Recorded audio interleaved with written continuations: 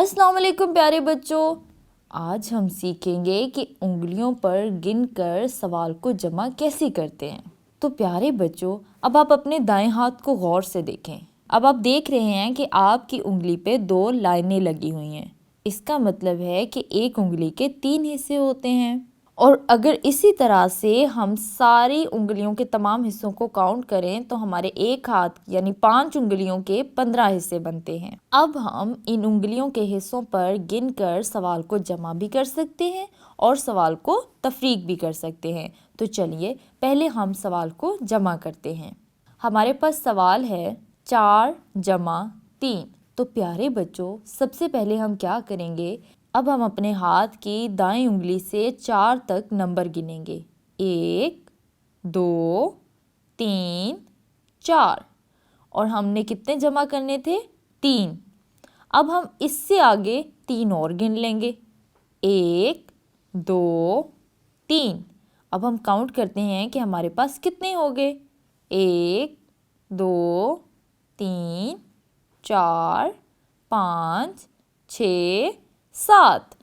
इसका मतलब ये हुआ कि हमारे पास जवाब आ गया 7, यानी 4 जमा 3 7। अब हम इसी तरह से एक और सवाल को हल करते हैं।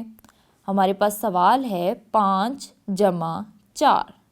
तो प्यारे बच्चों, सबसे पहले हम क्या करेंगे, अपनी दाईं उंगली से नंबर्स को गिनना शुरू करेंगे। पहले हम 5 तक गिनती पढ़ेंगे, उसके बाद हम 4 को इसमें जमा कर देंगे। तो चलिए शुरू करते हैं। 1 2 3 4 5। अब हमने इसमें 4 जमा करने हैं, तो हम क्या करेंगे, जहाँ तक हमने 5 गिना था अब उससे आगे अपनी उंगलियों के 4 हिस्से हम और गिनेंगे। 1 2 3 4। अब हम इन सबको जमा करते हैं कि हमारे पास कुल कितने हिस्से हो गए। 1 2 3 4 5 6 7 8 9। तो इसका मतलब ये हुआ कि 5 को 4 में जमा करें तो हमारे पास जवाब आता है 9।